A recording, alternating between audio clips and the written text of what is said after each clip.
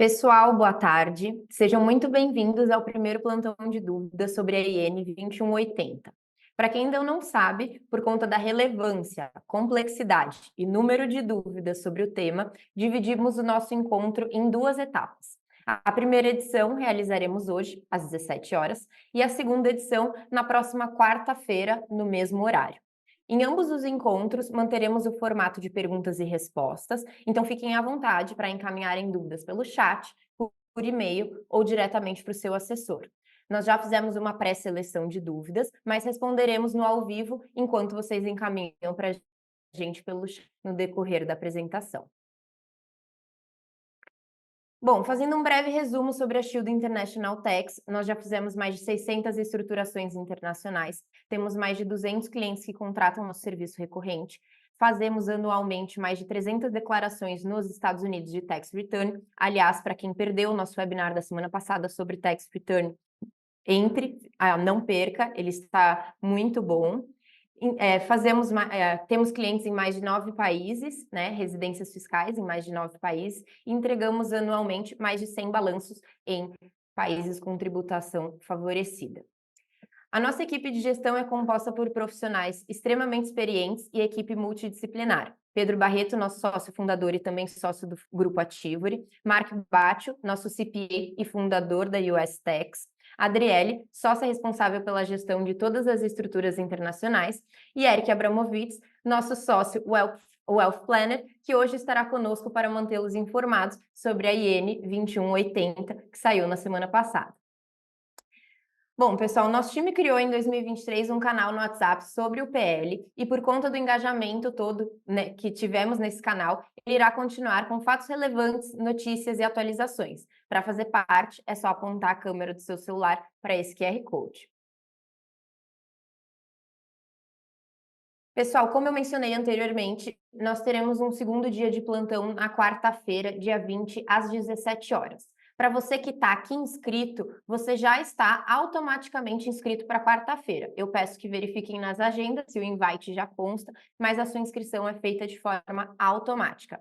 Caso você queira encaminhar esse plantão do segundo dia para algum amigo ou familiar, esse QR Code ele está disponível para envio desse link com a inscrição. Antes da gente começar, o Eric vai fazer um disclaimer com uma breve explicação sobre os aspectos gerais abordados na IN, vai fazer uma introdução e aí a gente passa para as dúvidas que vocês encaminharam para a gente por e-mail, enfim. E fiquem à vontade para encaminhar pelo chat, eu vou estar aqui de olho para ir interrompendo o Eric ao longo da apresentação. Primeiramente, boa tarde a todos. Obrigado aqui por mais um evento da Shield, com todos vocês participando. Na sexta-feira a gente teve a tão divulgada aqui, tão sonhada aqui, divulgação também do Amex, na semana passada, a divulgação da IN, né? A IN 2180, que a gente estava esperando para poder fazer a regulamentação dos ativos, da tributação dos ativos internacionais. E aqui a gente vai trazer algum punhado das melhores informações, a partir das melhores informações, dos melhores conteúdos que a gente tem para fins de contribuição ao debate e trazer aqui alguns insights que nós temos a partir da leitura aqui da nova regulamentação. Um ato normativo, por essência especificamente, ele tem o objetivo de regulamentar o que uma lei dá às diretrizes. Então, ele meio que coloca em prática a lei das offshores, como é que vai ser a apuração aqui do imposto de renda, quais são aqui algumas elucidações necessárias pelo que a Receita entende do que o legislador ele colocou aqui em pauta para poder fazer uma regular tributação. Perfeito. Antes da gente adentrar nas dúvidas especificamente, eu fiz aqui uma seleção de algumas novidades super importantes, tá? Que a legislação ela trouxe consigo e alguns insights que eu acho pertinentes ao caso concreto de como é que ela vai funcionar. Especificamente, tá? Em relação à tributação de aplicações financeiras no exterior. Agora, mais do que nunca, a legislação ela já tinha dado esse indício, mas agora, mais do que nunca, está sedimentado com a instituição normativa que vai ter uma ficha específica na declaração, a declaração anual do imposto de renda, ou na DIRF, como a gente chama, e separada dos demais rendimentos. Então, hoje em dia, como é que a gente faz? A gente tem uma ficha exclusiva para rendimentos oferidos no exterior, que é o que a gente chama do carnê-leão, né? Sujeito ao recolhimento mensal. Quando a gente vai para a última coluna da ficha de rendimentos oferidos no exterior, nós temos lá a coluna do exterior especificamente, e o DARF código 0190, que é o que a gente chama do carnê-leão. Agora vai ter uma ficha específica para entidades controladas no exterior e também aplicações financeiras, que a gente vai esperar a divulgação aí ao longo do ano. Perfeito. Passando aqui. Aqui a gente teve uma novidade grande, tá? Relativa aos ativos virtuais. Estava no conceito de aplicações financeiras no exterior, como aplicações financeiras no exterior, ativos virtuais. Só que ativos virtuais me parece muito mais um gênero do que, de fato, entre aspas, uma espécie, né? Então, quando a gente vai para ativos virtuais, o que podem ser definidos como ativos virtuais? E houve a inclusão agora de 3 novos parágrafos, salvo me engano, no artigo 9º, especificamente, que define que os ativos virtuais são aqueles que são a representação digital de aplicações financeiras ou cujas características se enquadram nessa definição. Ou seja, que é nessa definição de aplicações financeiras, a interpretação aqui tem uma polêmica jurídica, mas que não vale tanto a pena entrar no caso concreto agora. Mas, via de regra, ativos virtuais podem ser aquelas carteiras digitais com rendimentos, arranjos financeiros com ativos virtuais e similares. Então, como a gente conhece ali, a blockchain, que pode ser, você pode abrir uma carteira, uma conta patrimonial via blockchain, fazer investimentos financeiros dentro dessa conta patrimonial para fins de diferimento, então pode ser enquadrado aí como ativos virtuais especificamente. Perfeito. Temos um próximo aqui. Esse aqui é super importante, tá, para os investidores internacionais, que é para a propriedade de um condomínio. Então, muitas vezes é para aqueles investidores que detêm a conta investimento ou conta corrente em joint tenancy, ou com as empresas offshore, tá, em joint tenancy, que nunca houve regramento no ordenamento jurídico brasileiro. É uma ferramenta de facilitação sucessória muito utilizada em virtude aqui dos custos envolvidos de construção e também de manutenção, que eram quase nulos.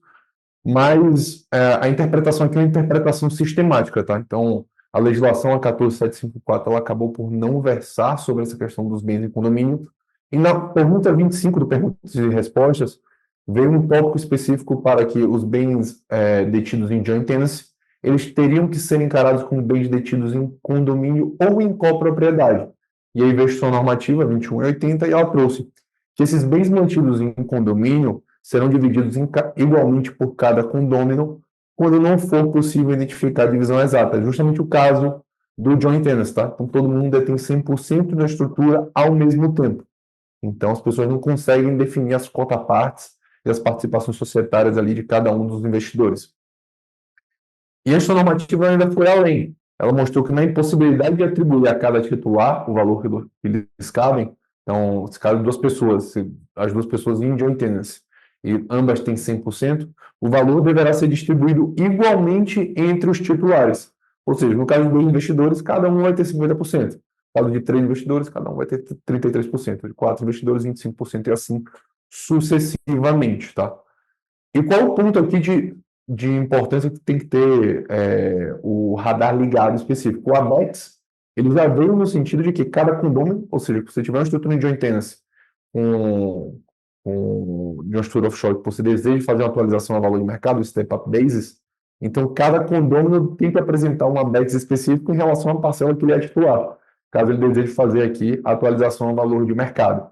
Então, pensando numa estrutura aqui que ele pode ter alguns gargalos operacionais, tá? Mas a legislação ela trouxe consigo essa inovação legislativa.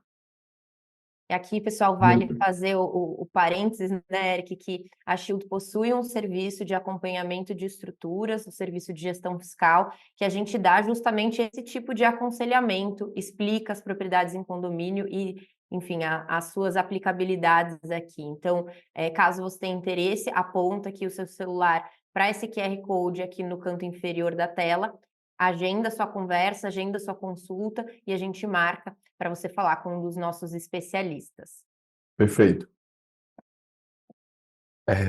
Uma outra grande novidade, né, que trouxe agora a gestão normativa, ela foi um pouco além para a questão de apólices de seguro no exterior. Então, muito se comentou, né, a partir da edição, da aprovação da sanção da lei, uma nova forma de diferimento, como é que a gente conseguiria aqui diferir o imposto. E a gestão normativa ela já trouxe para a questão de apólices de seguro no exterior, que, primeiramente, elas são consideradas como aplicações financeiras, principalmente quando principais os rendimentos elas sejam resgatáveis pelo segurado e ou beneficiário, tá? E segundo ponto, além disso, primeiro, é enquadrado como uma aplicação financeira sujeita à tributação de 15%.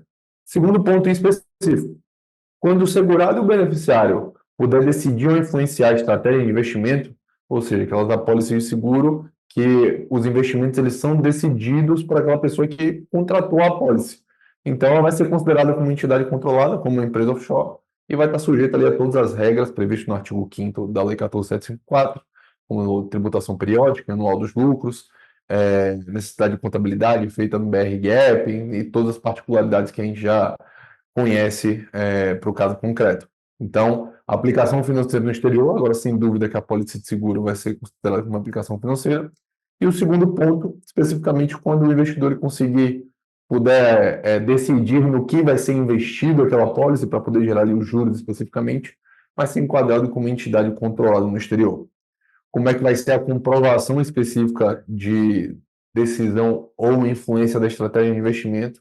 Aí aqui uma linha super tênue, e aí vai caber aqui as próprias seguradoras fazerem essa distinção, certo? Então, traçar essa linha e ter aqui um compliance específico para essas apólices. Perfeito. Então, as dúvidas que antes tinham, se era uma aplicação financeira ou não, agora não temos mais, né? Exatamente. Perfeito. Um outro ponto específico foi a inclusão no rol de controlados no exterior, então, no conceito de que é uma controlada no exterior é uma empresa offshore, tá? Então, teve uma inclusão no rol de controlados no exterior de estruturas gerenciais, contratuais ou societárias que produzam um efeito equivalente. Então, ele foi muito além, tá? Então, toda vez que você tiver alguma nova forma de tentar fazer um planejamento tributário para ter o diferimento específico, o legislador está indo além e também a Receita ela está indo além, para evitar que a gente tenha esses planejamentos tributários. Então, o que são estruturas gerenciais, contratuais e societárias? Então, vamos pensar aqui numa fundação, vamos pensar aqui nos smart funds, então, arranjos societários específicos para evitar que você tenha um diferimento tributário. Perfeito. Uma outra novidade que a IN trouxe especificamente é o balanço da controlada, seja ela direta ou indireta, no exterior, então vai ter que ser assinado por contabilistas legalmente habilitados ao IFRS ou BR-GAAP, conforme o padrão adotado. Então, outro ponto aqui super importante, e o contador, muitas vezes ele saiu aqui da periferia, certo? Do compliance da gestão, ele foi para o centro de gravidade. Então, na lei, ela não tinha essa necessidade. Então, por exemplo, um contador habilitado aqui, BR-GAAP, que soubesse fazer a contabilidade FRS, então ele poderia fazer isso. Agora vai ser necessário que os contabilistas para a BR-GAAP sejam feitos por contadores brasileiros habilitados aqui no comitê, no órgão específico de contabilidade, e também no IFRS tem que ser feito com base nos contadores habilitados para atuar nesse mercado. E se você não tem a sua contabilidade ainda contratada para 2023 ou 2024, também fica aí o convite para você pegar o seu orçamento aqui com um dos nossos assessores. Vai ser um prazer atender vocês todos. Falando pontos específicos da offshore, Eric, vamos lá. O que temos, né? Que é o assunto, acho que todos querem saber antes da gente passar para as dúvidas. Exatamente. Então, aqui a gente trouxe um caso que é um caso super comum. Então, vamos olhar primeiro a figura da direita, tá? Que é um investidor brasileiro que detém uma estrutura em BVI ou em qualquer outra jurisdição favorecida, que detém uma empresa americana com ativos americanos, seja um imóvel, seja ativos financeiros, seja um carro, enfim. Essa estrutura é muito utilizada para fins de mitigação do risco do imposto de herança nos Estados Unidos, que chega até 40%. E como é que vai funcionar essa estrutura aqui? Vamos pensar que essa primeira estrutura nas Ilhas Virgens Britânicas, ela é uma controlada direta, e a estrutura abaixo, ela é uma controlada indireta, que é uma LLC nos Estados Unidos. Como é que vai funcionar, tá? O contribuinte ele deverá declarar cada controlada direta e indireta de forma separada, e ainda, além disso, o balanço tem que computar os resultados apurados das controladas indiretas. Então, tem que ter uma linha específica de equivalência patrimonial, provavelmente. Então, aqui os contadores eles podem nos assessorar cada vez mais, mas você vai ter que ter um controle específico de quanto a sua empresa nos Estados Unidos estiver dando lucro, se estiver, né? Porque aqui Às vezes a empresa dá prejuízo nos Estados Unidos, por conta de estratégias contábeis, mas a declaração aqui para fim de imposto de renda Brasil vai ter que ser de forma separada para o próximo imposto de renda. Essa é Outro uma ponto. Oi, pode falar. Essa é uma dúvida, né? O pessoal fala, não, mas a minha empresa, eu tenho uma embaixo da outra, eu só vou declarar que tá de fato no meu nome, né? Então, aqui a gente está vendo que não é bem assim, que de fato a gente vai ter ali uma divisão no momento dessa declaração, né? Exatamente. E aqui um segundo ponto em específico que trouxe aqui inovação a IN, tá? Então, a distribuição de dividendos entre controladas cujo lucro tenha sido previamente tributado no Brasil. Vamos olhar a figurinha da direita aqui e pensar que a LLC ela está mandando dividendo para a BVI, especificamente para a entidade offshore. Conforme aqui já é um tema amadurecido, que todo ano você vai ter uma tributação anual e periódica, tá? Tendo essa tributação anual e periódica, você vai ter um crédito de dividendo a receber, que são lucros apurados, tributados e não distribuídos. Então, todo ano você vai ter um crédito de dividendo a receber da estrutura offshore, tá? Se você fizer uma remessa desse lucro de uma estrutura controlada indireta para a controlada indireta, ou seja, da LLC para a BVI especificamente, você também vai ter que fazer aqui uma transferência do crédito de dividendo a receber, tá? Então, o controle aqui na declaração de imposto de renda, ele ficou mais complexo. Então, é um ponto aqui super, hiper, mega importante que os investidores têm que ter em mente agora a partir da nova instituição normativa. Perfeito. Outro ponto aqui, esse terceiro bullet, trata sobre o lucro das controladas indiretas sujeito ao regime de transparência. A gente sabe que o regime de transparência é como se fosse na pessoa física. Então, você vai apurar aqui como se fosse na pessoa física.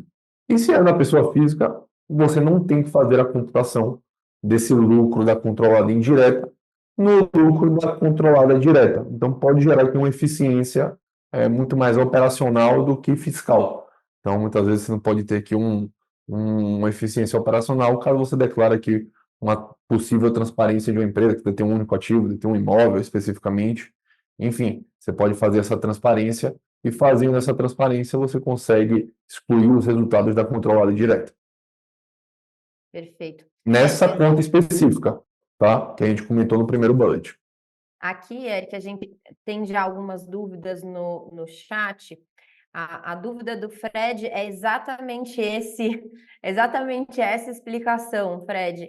Ele está só colocando aqui a, a, a situação dele, que embaixo dessa LLC ele tem um imóvel, né? Então ele está perguntando se essa contabilidade ela seria feita por equivalência patrimonial, de modo que essa contabilidade para a empresa BVI dele refletiria, né, no caso dele específico aqui, ele está dizendo que ele tem um prejuízo nessa LLC com esse imóvel, se isso seria possível. Aqui, Fred, o ideal seria você marcar uma consulta e falar com um dos nossos contadores, mas de forma genérica, né, acho que o Eric pode te confirmar se dá para fazer isso por equivalência patrimonial.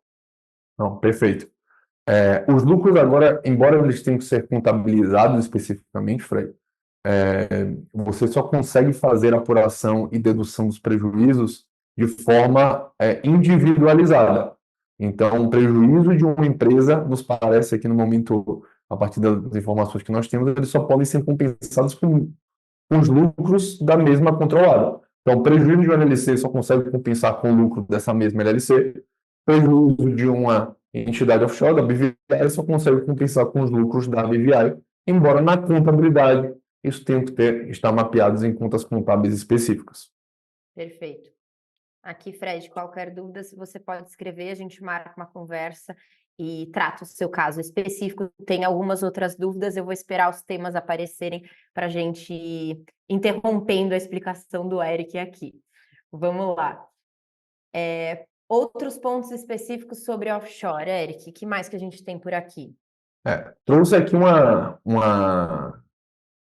necessidade, tá? Então, trouxe um esclarecimento que os prejuízos acumulados pela controlada a partir de 1º de janeiro de 2024 também tem que ser registrado em uma conta específica no patrimônio líquido e no balanço para possibilitar a dedução em exercícios futuros. tá? Então, o que isso quer dizer? Vai ter uma conta contábil específica para você poder carregar esse prejuízo para os exercícios subsequentes. Então, se tiver aqui prejuízo em 24, você tem que ter contabilizado isso em uma conta contábil específica para eventual lucro em 2025 você fazer aqui esse jogo de soma zero que a gente chama, né? Um outro ponto em específico é que ele traz regras, a gestão normativa para as formas que eu vou poder carregar esse prejuízo, tá? Então, o lucro tem que ser apurado anteriormente ao exercício que eu tiver lucro, tá? O prejuízo, perdão, tem que ser apurado no exercício anterior ao exercício que eu tiver lucro. Então, em 2024, se eu tiver aqui lucro de 50 mil e um prejuízo em 2025 de 50 mil, eu só vou conseguir carregar esse prejuízo para o exercício de 2026. Para o exercício de 2024, é imposto pago e vida que segue. E Perfeito. o segundo ponto em específico aqui trata-se de redução de capital entre empresas offshore, tá? Então aqui dá um indício de como é que vai ter que ser feito. Então, com a apuração, a declaração agora vai ser de forma individualizada no campo da ficha de bens de direito. Se tiver uma redução de capital entre essas empresas, o investidor deve realocar essa parcela do custo de aquisição de uma controlada para a outra na declaração de ajuste anual. Então, vamos pensar aqui que eu tenho uma empresa offshore que vale 1 milhão e uma LLC que vale também 1 milhão, e eu reduzo 500 mil dessa LLC, então minha empresa offshore vai valer 1,5 milhão e minha LLC vai estar valendo 500. Então, eu vou ter que fazer aqui esse controle de capital social, especificamente, entre as empresas na declaração de imposto de renda. Qual foi aqui minha maior decepção, tá? Não diria decepção, acho que posso até estar pegando pesado, mas eu tinha, de fato, acho que o mercado também, uma grande expectativa que a IN trouxesse alguns esclarecimentos contábeis para dar segurança aos investidores internacionais. Ela trouxe cálculos específicos de como vai ter que apurar a transparência, como eu vou mostrar para vocês posteriormente, mas ela não trouxe aqui um norte específico de como é que vai funcionar a contabilidade. Então, por conta disso, aqui você tem um contador especializado no assunto, se torna de extrema importância. Por quê? A apuração de lucro de uma empresa offshore, na marcação a valor de mercado dos ativos, hoje em dia talvez seja o tema mais debatido ao longo dos últimos meses. Pô, vou ter que marcar mercado nos ativos e tributar sobre ganho não realizado? É a Pô, é dúvida injusto. de todos, é a Exato, isso aqui é injusto. reclamação de todos. Isso aqui é injusto, especificamente, não faz tanto sentido. E a gente esperava que viesse aqui algum esclarecimento sobre o tema, não veio nenhum esclarecimento, então vai ter que usar o CPC 48, e a definição pelo CPC 48 vai demandar aqui uma análise muito tênue de cada perfil de investimento. Porque o CPC 48 ele traz 3 formas de mensuração de ativos financeiros. Eu sou aqui um entusiasta da contabilidade, então eu estudo, já dei algumas lidas no CPC 48 para poder me preparar especificamente para o caso concreto dos nossos clientes. Mas graças a Deus a gente tem aqui um time de contabilidade super competente. Mas em via geral, o CPC 48 talvez seja um CPCs mais complexos que você tenha. E você tem 3 formas de tratamento para você fazer a contabilidade para ativos financeiros. Primeiro é custo amortizado, valor justo por meio do resultado, ou valor justo por outros resultados abrangentes. E qual é o drive de decisão aqui de cada um desses tratamentos contábeis? Primeiro, o modelo de negócio e as características do fluxo de caixa contratual. Então, eu quero carregar aquele ativo ad eterno para receber dividendos. Não quero carregar aquele ativo. Esse ativo aqui é só para receber dividendos no curto prazo e eu realizar. Então, cada uma dessas formas específicas da intenção do investidor em adquirir aquele determinado ativo, ele é contabilizado de uma forma diferente. Então, como eu já comentei anteriormente, a contabilidade que estava no centro periférico, ela veio para o centro de gravidade. Então, hoje em dia, é um trabalho de muita responsabilidade, porque somos nós aqui, a X, especificamente como empresa de contabilidade, somos nós que vamos falar para os clientes o que é que ele vai ter que pagar de imposto e o que ele não tem que pagar de imposto.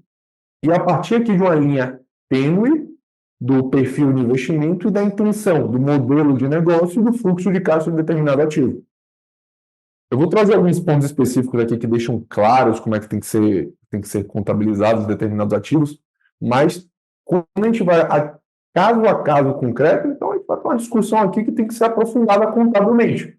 A gente sempre vai ter que trabalhar agora a quatro mãos. Hoje em dia a gente trabalha a duas mãos, a gente faz as contabilidades, apresenta aos clientes, agora trabalhar a quatro mãos. Entender com o cliente qual é aquele perfil de ativo e sempre aqui atuando de um modo conservador para fim de eliminar riscos e também dar segurança jurídica aos nossos clientes.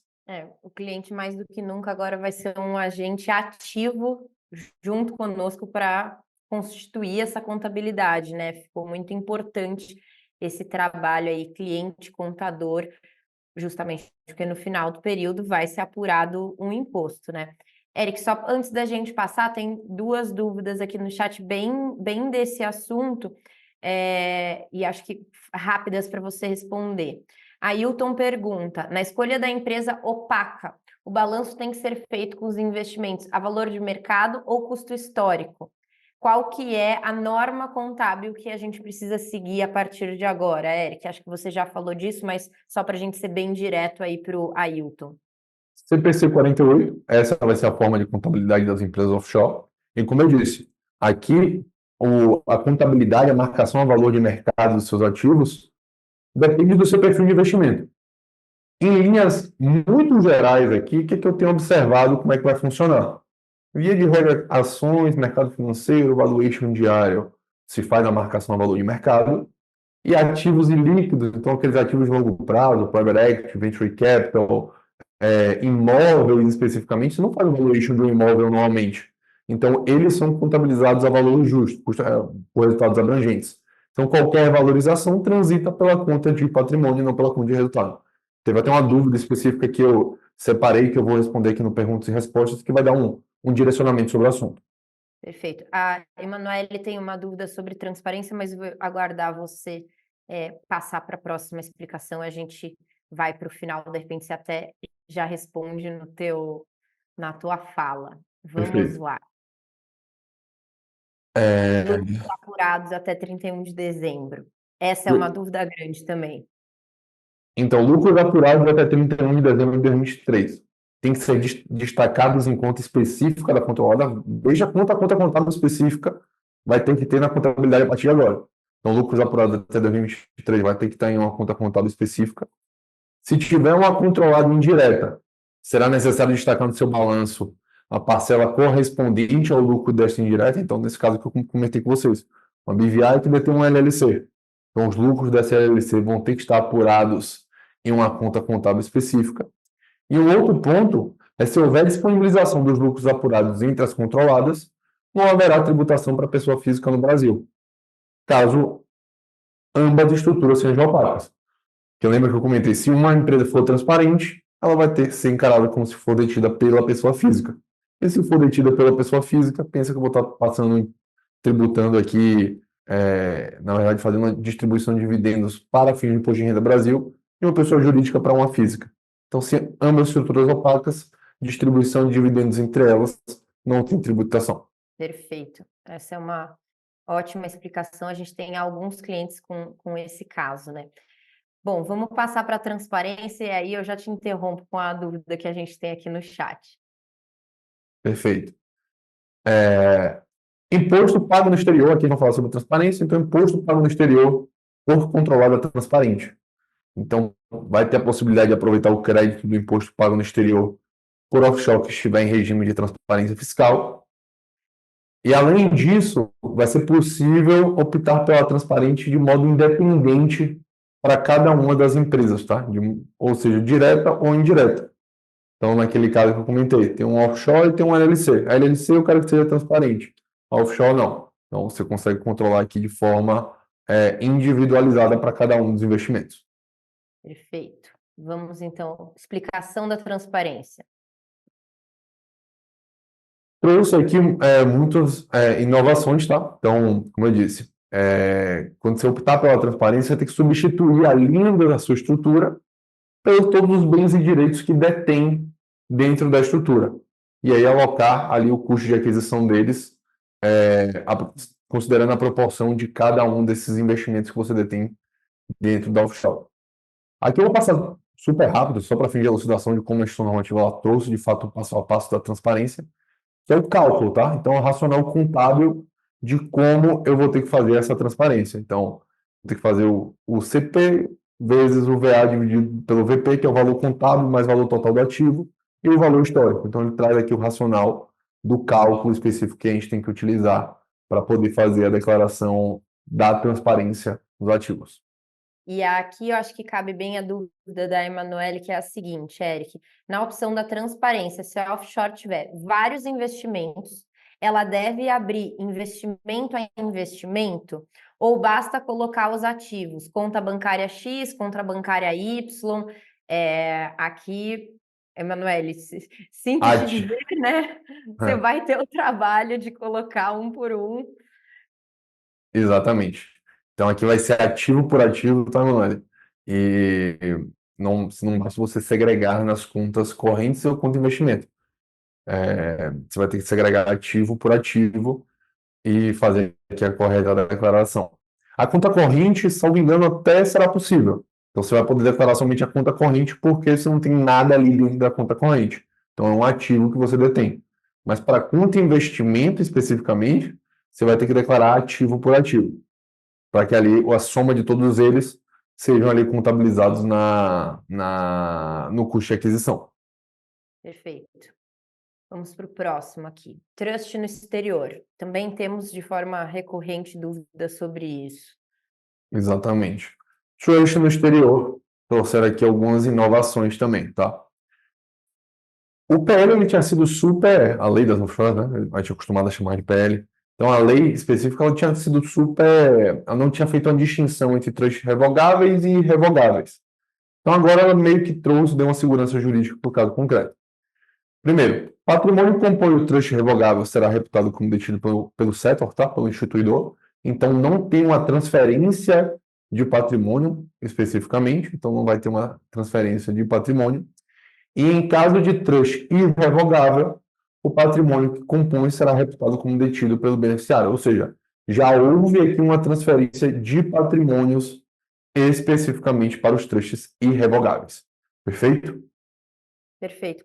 Eric, uma dúvida aqui que a gente teve no chat, o Otávio perguntou se o joint tenants, não é especificamente de trust, mas tem a ver com a questão da transferência. Se o joint tenants forçará a divisão de bens entre as partes, se isso vai forçar o pagamento do ITCMD nessa transferência de cotas. Aí ele coloca aqui, pois outra forma não terão para justificar o ganho do capital, por exemplo, né? Como é que fica essa relação das cotas do joint tenants com o ITCMD, já que você está falando, né, de sucessão aqui? Perfeito. Aqui é muito mais uma exposição também aqui a parte de herança do que uma parte de ganho de capital especificamente. Hoje a gente sabe que as secretarias estaduais da Fazenda e da Receita Federal se comunicam cada vez mais, então tem sistemas próprios especificamente com acordos dessas secretarias da Fazenda. Me parece, obviamente tem que analisar o caso concreto, mas você tem aqui alguns aspectos de meação, de quem deverá estar no joint tenancy junto com você, quem não está, se tiver filho, se não tem. Mas a lógica é muito parecida com a que você está pensando, tá? Então, como é que eu tenho uma propriedade em um condomínio, eu não consigo, eu tenho aqui meu filho que detém 50% da minha estrutura, ele não aportou capital. Você só pode ter um acréscimo patrimonial sem origem especificamente, sem nenhum aporte, de duas formas. Ou você recebe um empréstimo, e se você recebe um empréstimo em algum momento depois, você vai ter que fazer o pagamento. Então, você vai se tiver um perdão de dívida, incide o ITCMD, ou então a própria doação. E se for doação, cadê o imposto recolhido? Como é que você sustenta ter um menor de idade, com 10 anos de idade, ele detém aqui uma participação societária no exterior, 25% de um offshore, avaliado em 10 milhões. Então, ele não tem origem para isso. E agora trouxe essa nova regulamentação aqui para este caso concreto. Aqui, Otávio, se você quiser que a gente analise o seu caso específico, né? Olhe sua documentação e a gente bata um papo. Chama a gente aqui no QR Code, fala com os nossos assessores, agenda a tua consulta tributária e a gente trata do teu caso específico. Vamos passar então para atualização de bens e direitos no exterior. Vamos Perfeito. lá. No caso concreto, tá? Então veio a tão esperada também a BEX, né? A atualização de bens e direitos no exterior. Aqui somente não é novidade, então somente relembrando que o prazo começou agora na sexta-feira e vai até 31 de maio de 2024. O imposto de renda tem que ser recolhido a alíquota de 8%, deve ser pago integralmente até 31 de maio, e não podem ser objeto de atualização bens e direitos localizados no país. Então, a vedação específica trouxe isso pela Constituição Normativa. Já tem programa, já tem manual, já tem roteiro, então o programa está super elucidativo. Então, a gente vai passar aqui para vocês dois exemplos práticos de como é que vai funcionar. Perfeito. Vamos pensar nesse primeiro caso, tá? Que aqui já é o programa de como é que vai funcionar para atualização de bens e direitos em conjunto. Então, bens e direitos em conjunto, vou atualizar aqui grupo 3, código 2, então participações societárias, código 2, ações ou cotas de capital social, e a descrição aqui é Shield International Tax. Então, aqui está declarado o meu imposto de renda em 31/12 de 22 pelo valor de 1 milhão, e aqui a gente fez a contabilidade BR-GAAP por 5 milhões. Então, o delta de diferença entre o custo de aquisição e o PL, o Step Up Basis, que a gente chama, em 31/12 de 23, esse delta aqui de 4 milhões vai ser minha base de cálculo para apurar o imposto de renda da pessoa física alíquota de 8% e fazer a atualização. Então, 4 milhões vezes 8%, 320 mil. Então, aqui já tem uma apuração consolidada e já vai sair aqui. Você já pode, inclusive, gerar seu demonstrativo de apuração. É um programa que ele não tem grandes dificuldades, até por conta das discussões que foram se amadurecendo ao longo dos anos, do último ano. Que, Eric, acho que vale ressaltar, né, que tanto essa atualização de bens total ou a parcial, que é a que você vai explicar na sequência, a Shields também consegue fazer esse serviço, caso vocês tenham interesse, a gente faz esse cálculo, enfim, dentro do sistema, gera a DARF e coloca isso para pagamento de vocês. Perfeito. E além disso, você vai poder fazer a atualização de bens separadamente. Então vamos pensar aqui que você detém um trust, tá? Nos Estados Unidos, ou nas Ilhas Virgens, perdão, BVI, e esse trust ele detém a Shield, também BVI, e um apartamento em Miami, nos Estados Unidos. Então, além de fazer aqui na Shield, então, fazer o Step Up Basis, então, para 2 milhões, valor de mercado, igual PL, e o apartamento que a gente tem em Miami, no valor de 1 milhão, ele está valendo 3,5, que é o que a gente chama do Appraisal Service, que é justamente o valuation imobiliário que você contrata nos Estados Unidos. É muito comum você utilizar isso lá, o mercado imobiliário muito amadurecido. Então, você vai ter justamente essa diferença, você vai poder declarar seus bens aqui separadamente.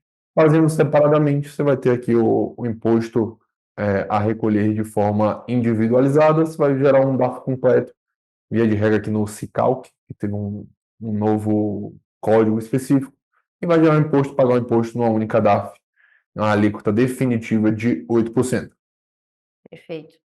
Eric, Maurício está perguntando se na atualização dos ativos não vale mais saber se essa origem ela é em reais ou é em dólar, só para a gente esclarecer aqui. Não só é importante, como é imprescindível você saber se a origem é em reais ou em dólar.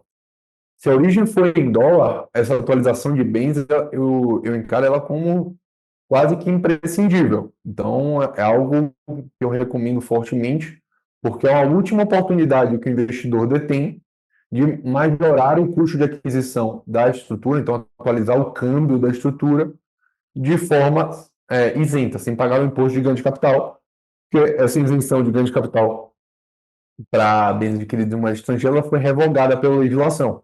Então, se você tem bens adquiridos em moeda estrangeira, custodiados no exterior, e você quer fazer esse step-up basis, é quase como mandatório você fazer essa atualização pagando 8%, que aí você consegue subir o seu custo, e subindo o seu custo você vai pagar menos imposto específico. Perfeito.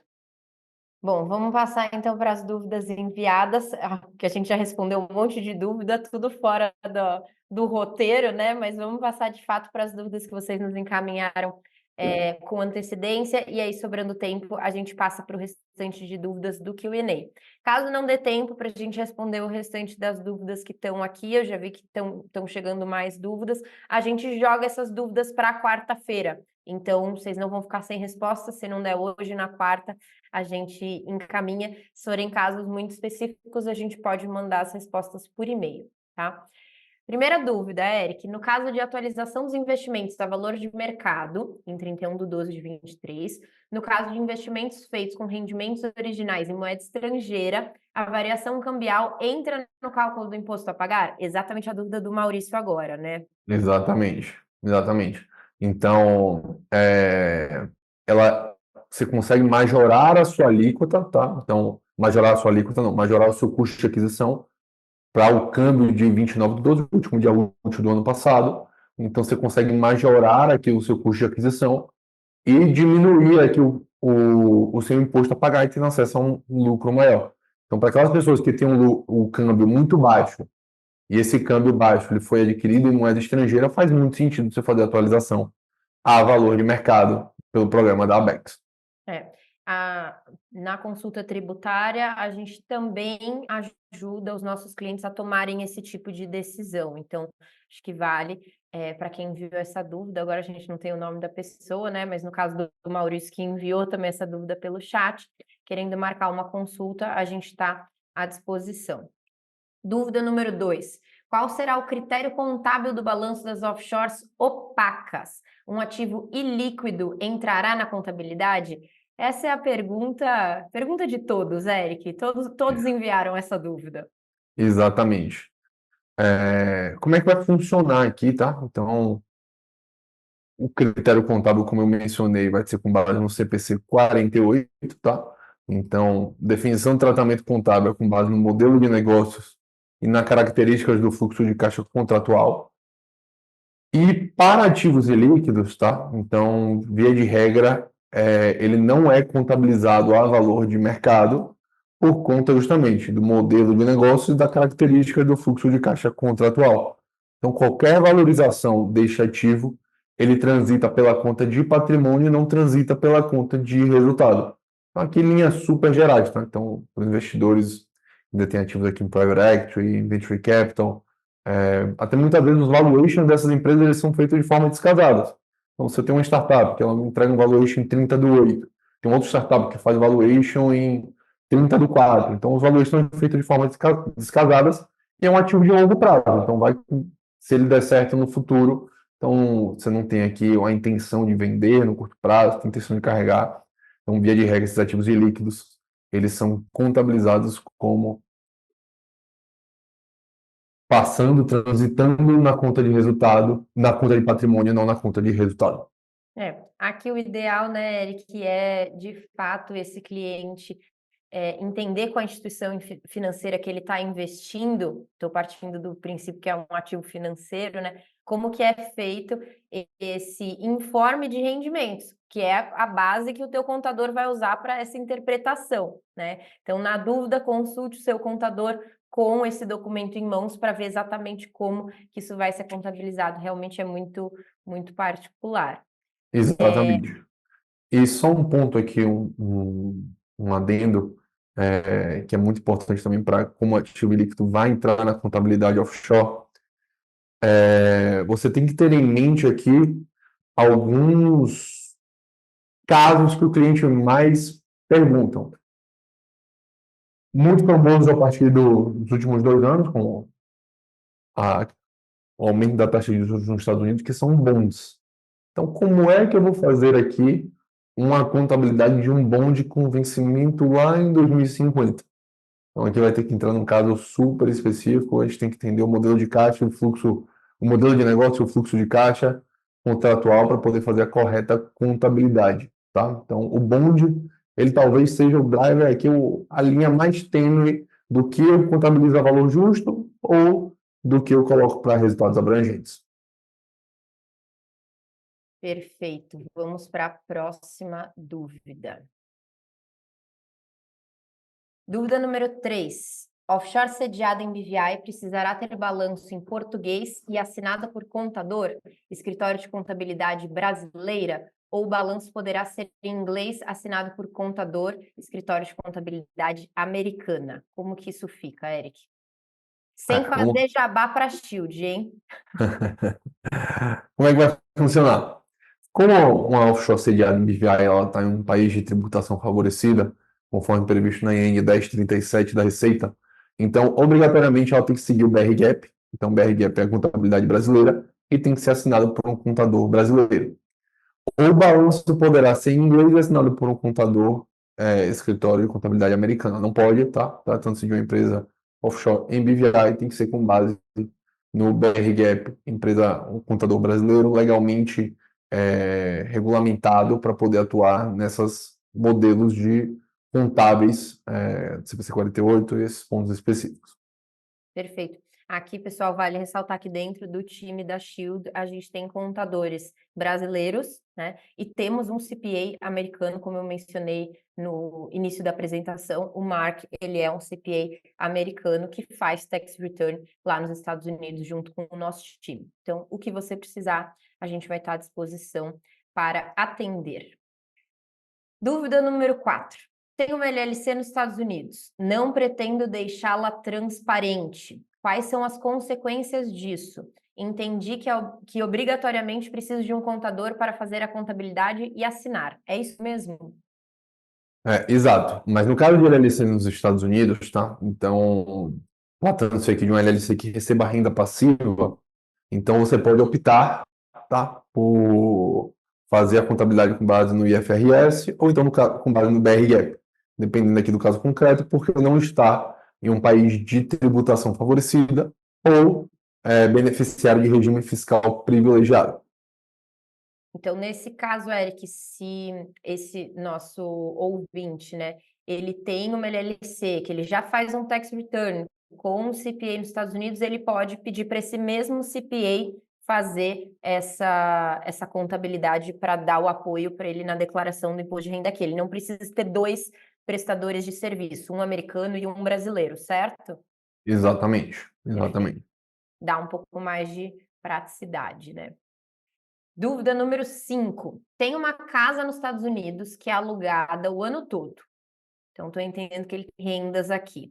E uma empresa somente para administrá-la, provavelmente uma empresa americana. Declaro no Brasil somente a empresa. Corro algum risco de penalidade por não declarar a casa, ou seja, o ativo? Na realidade, ela não tem lucro, somente paga as despesas dela mesma. O que preciso fazer para não incorrer em nenhum risco de ilegalidade? Me parece que o caso aqui já está um caso super ajustado, tá? Então, a empresa dos Estados Unidos, ela deve fazer o tax return porque, como ela é alugada, deve gerar rendimentos para a pessoa física e não é necessário declarar a casa, porque não é necessário se fazer a transparência não é obrigatória, é facultativa. Então, se você em algum momento quiser fazer a transparência, faz sentido sim. Você trocar aqui a participação societária em um LLC para um imóvel. Mas aqui no caso concreto não tem muitos to-dos a se fazer, não. Acho que ela não precisa fazer nada para não incorrer em nenhuma ilegalidade. Perfeito. A não ser declarar o tax return nos Estados Unidos, né, e ter certeza que você não tem impostos a pagar lá, de resto, acho que está resolvido. Dúvida número 6. Investidor que possui um imóvel sobre uma LLC e optar por declarar IRPF de forma transparente. Então, acho que aqui é o contrário, né? A tributação que ocorre no resgate seria mensal, no caso de aluguéis que são depositados na PJ da LLC? Essa pergunta é muito importante, tá?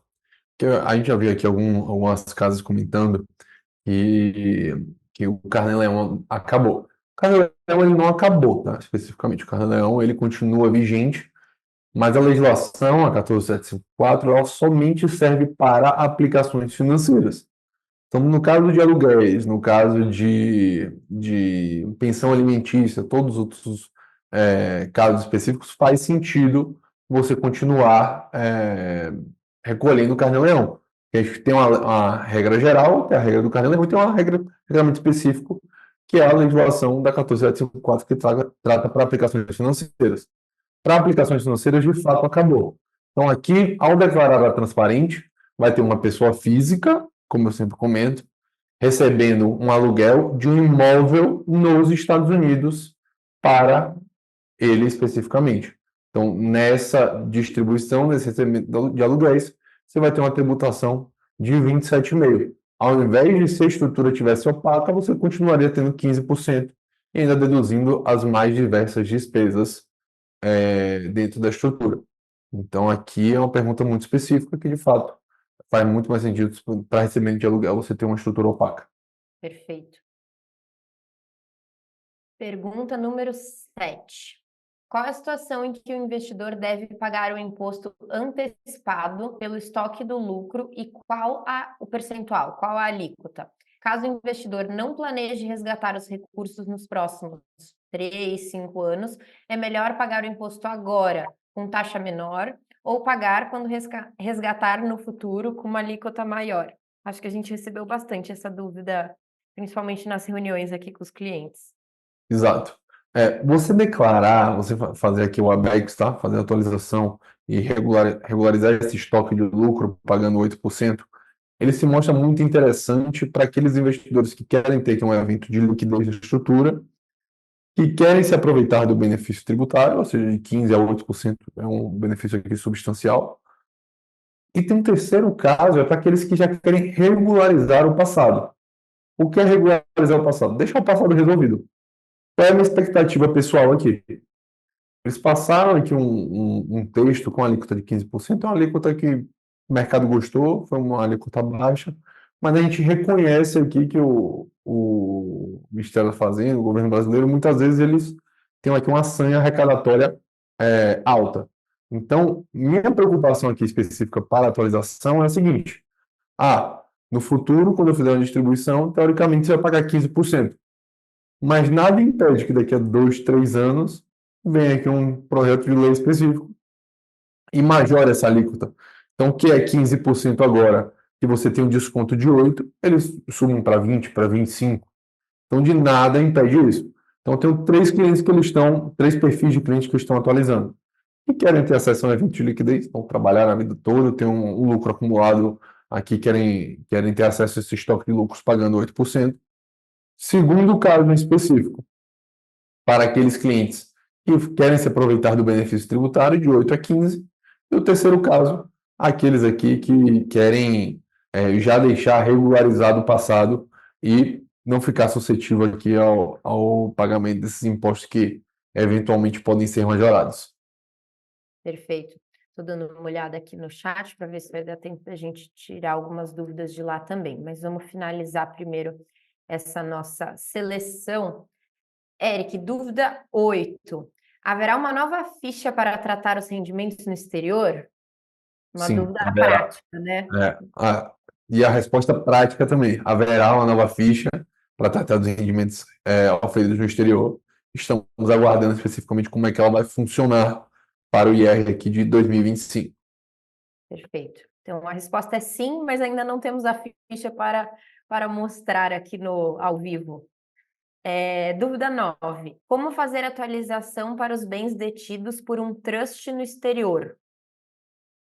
É muito parecido com a sistemática que eu coloquei ali.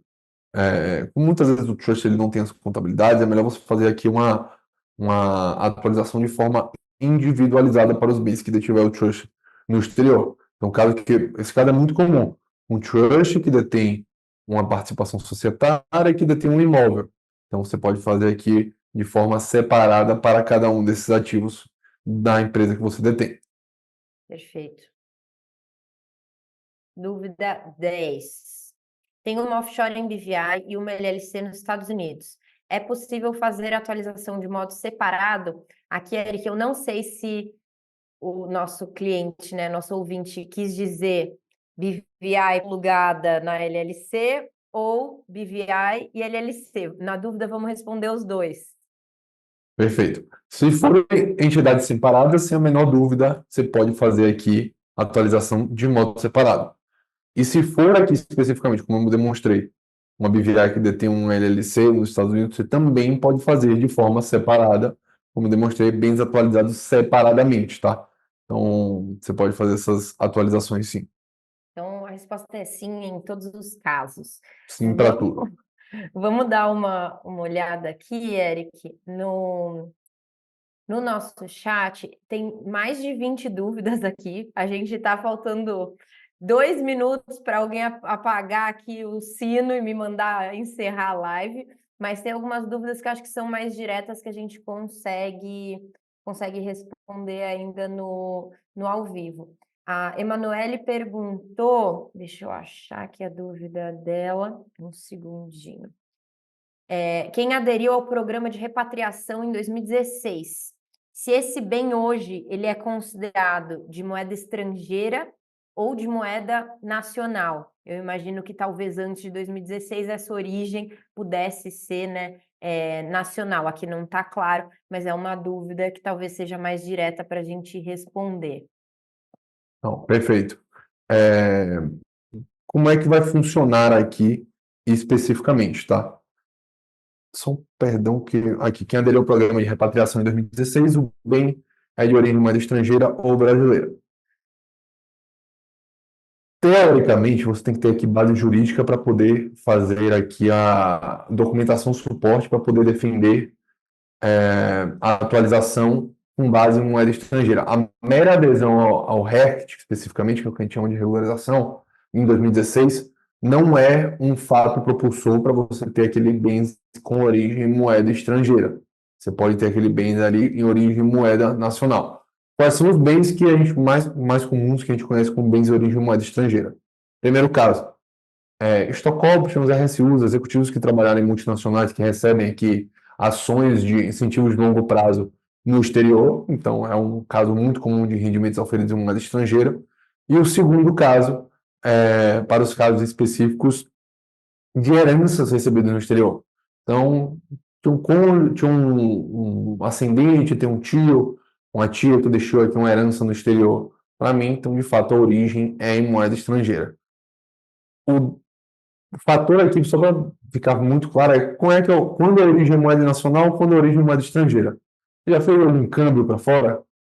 Fez algum câmbio, via de regra, a origem vai ser moeda nacional. Nunca fez um câmbio, veio lá de fora, recebi um salário lá fora, recebi um prolabore lá fora, recebi bônus, incentivos de longo prazo no exterior, a origem vai ser em rendimento em moeda estrangeira.